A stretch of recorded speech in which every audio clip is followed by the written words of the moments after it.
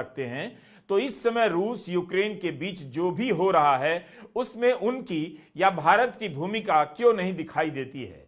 जिस जेलेंस्की से मुलाकात कर, फोन कर बातचीत के बाद प्रधानमंत्री मोदी अपनी छवि ग्लोबल लीडर की बना रहे थे, ट्रंप ने उस जेलेंस्की को आते ही औसत दर्जे का कॉमेडियन कह दिया और कहा कि उनके पास कोई ताकत नहीं है। पिछले हफ्ते रियाद में अमेरिका और रूस के बीच युद्ध रोकने को लेकर बैठक होती है। भारत की भूमिका नजर नहीं आती, भारत का कोई बयान सुनाई नहीं देता।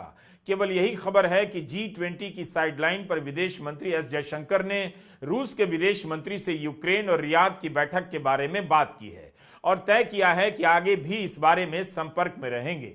रूस और यूक्रेन के बीच युद्ध शुरू होने के 3 साल बाद पहली बार अमेरिकी और रूसी अधिकारियों ने रियाद में विस्तृत चर्चा की।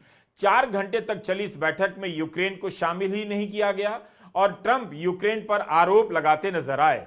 उन्होंने कहा कि यूक्रेन को रूस से डील कर लेनी चाहिए ताकि यह युद्ध शुरू ही नहीं होता। कुछ समय पहले तक बीजेपी की तरफ से और सरकार की तरफ से दावे किए जा रहे थे कि रूस और यूक्रेन के बीच शांति की पहल का प्रयास भारत भी कर रहा है। प्रधानमंत्री मोदी के ग्लोबल लीडर होने के दावे किए जा रहे थे। वॉशिंगटन में ट्रंप के साथ साझा प्रेस कॉन्फ्रेंस में प्रधानमंत्री मोदी ने कहा था, भारत दोनों देशों के संपर्क में रहा है। मुझे खुशी है कि राष्ट्रपति ट्रंप ने शांति के प्रयासों का इनिशिएटिव लेते हुए कल राष्ट्रपति पुतिन से बात की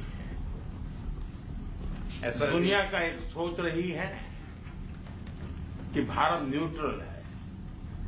भारत न्यूट्रल नहीं है, भारत का अपना पक्ष है और भारत का पक्ष है शांति।